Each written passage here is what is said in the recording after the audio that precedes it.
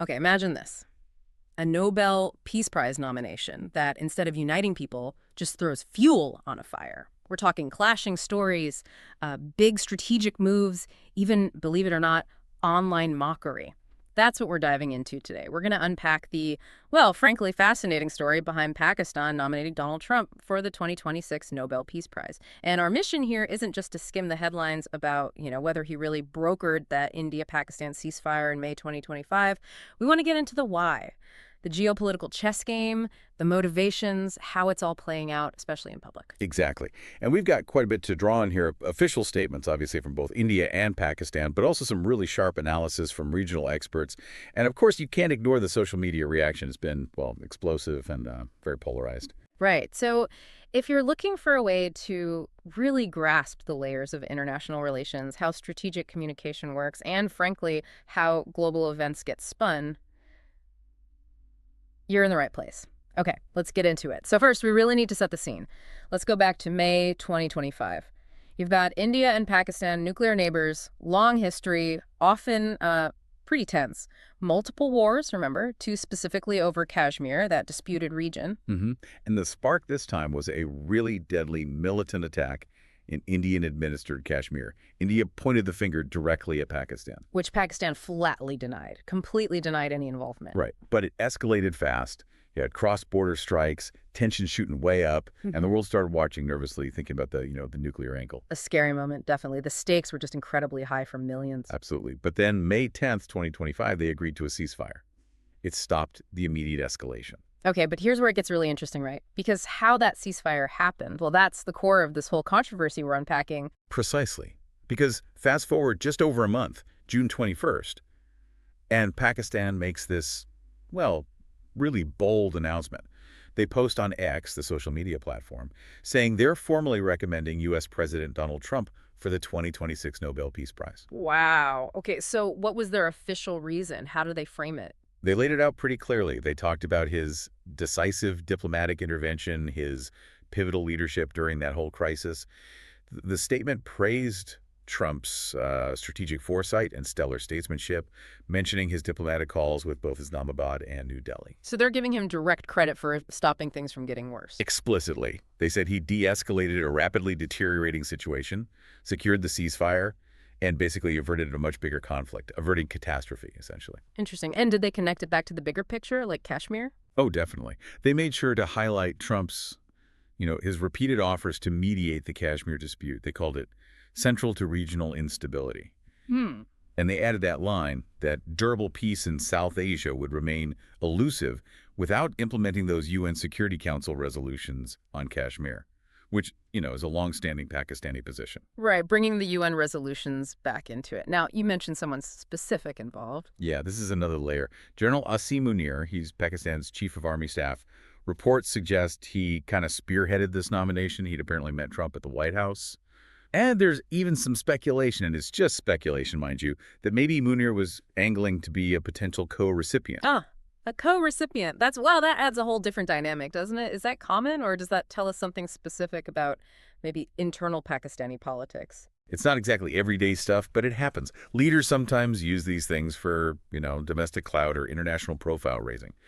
But with Munir, given the Army's huge influence on foreign policy in Pakistan, it could be seen as him trying to boost his own global standing, maybe even shaping his future political path inside Pakistan.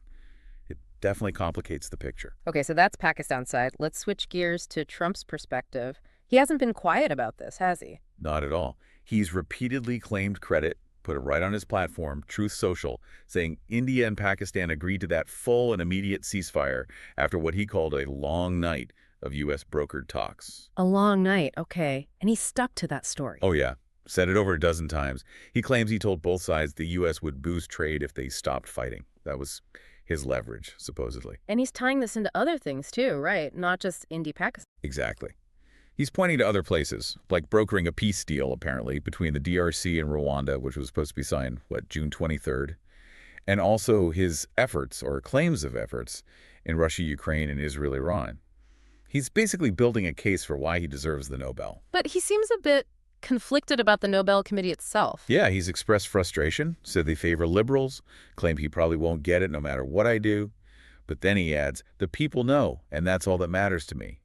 So, typical Trump framing. And this isn't his first Nobel nomination rodeo, is it? Nope.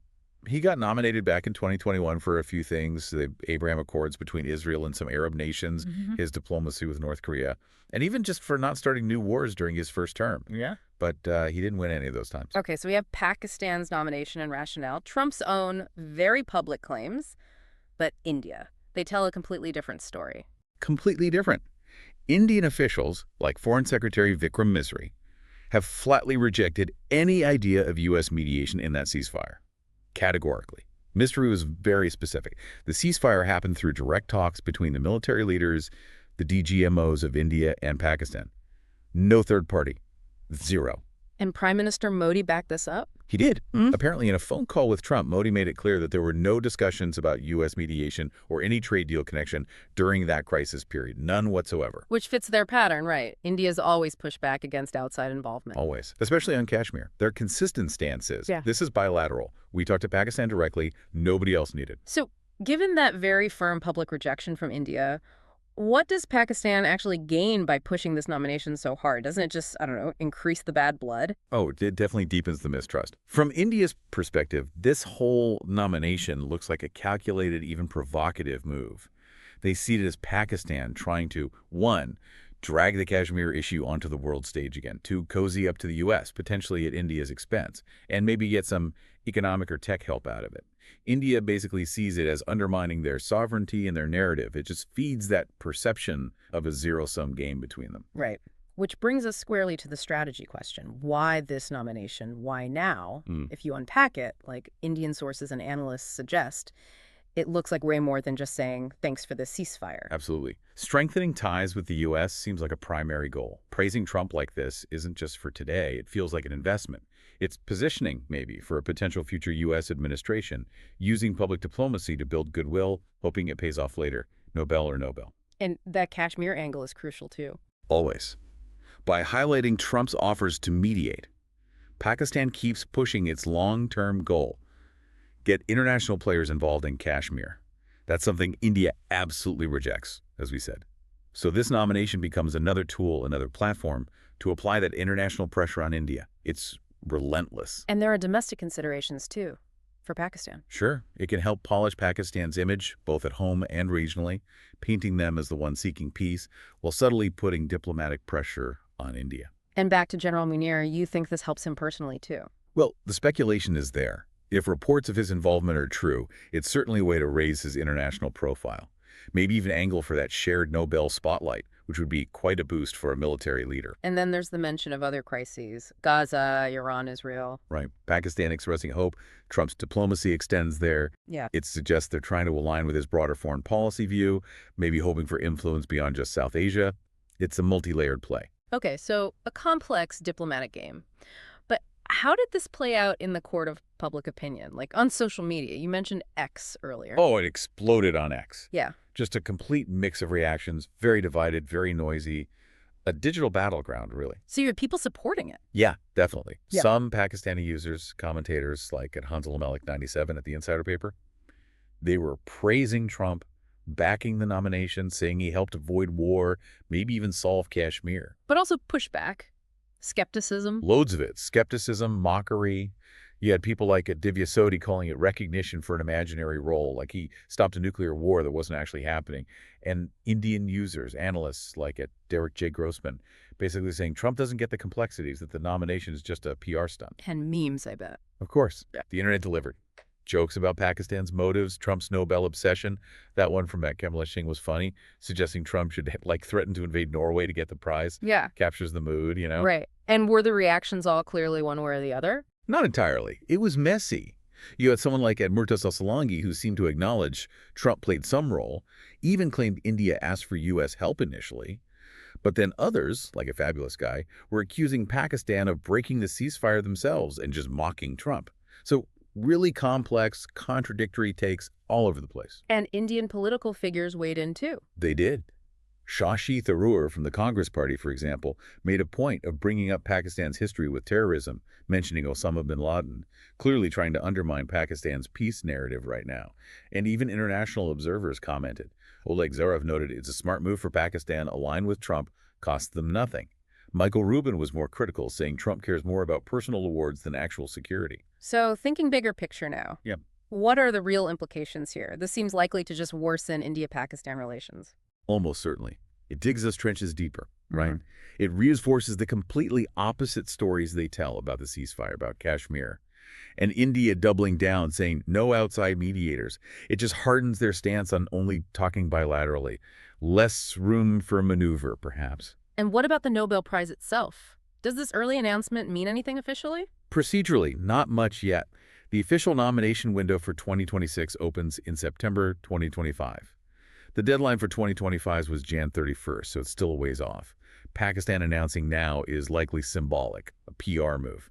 Nominations usually come from specific eligible people, government officials, academics, past winners, etc. But ultimately, the Norwegian Nobel Committee makes the call based on their own criteria, not just who gets nominated. And for Trump's legacy, how does this fit in? Well, it definitely feeds his self-image, doesn't it? The global dealmaker, the peacemaker. His supporters will see it as proof. But the fact he hasn't won before, and especially India's very public dismissal of his role this time, that could easily undermine its credibility for others. Critics will just call it political theater. Right. Depends on who you ask. Exactly. And finally, that focus Pakistan put on Kashmir, Gaza, Iran, Israel, linking it all to Trump, it signals a bigger ambition, maybe. Trying to leverage potential U.S. influence under Trump, not just nearby, but across other major global hotspots. It's about hitching their wagon to someone they think might shake things up. So after all that, what's the key takeaway for you listening to this? We've seen how one event, this India-Pakistan ceasefire, becomes a battleground for narratives. Each story is shaped by deep geopolitical goals. This deep dive really shows how chasing a huge prize like the Nobel isn't always about straightforward peacemaking. It's often about, well, complex strategic moves, positioning. Yeah, it highlights that in this world of international relations, how you tell the story, the narrative you build, that can be just as powerful, maybe even more powerful than the ground truth, especially when something symbolic like the Nobel Prize is involved. It's like diplomacy is performance art, almost, as much as it is negotiation. Which leaves us with a final thought for you to chew on. In this high-stakes game, when does the strategic advantage of just claiming you achieved something, even if it's disputed, when does that become more important than the verifiable facts? Especially when the prize is as shiny as the Nobel Peace Prize. Something to think about.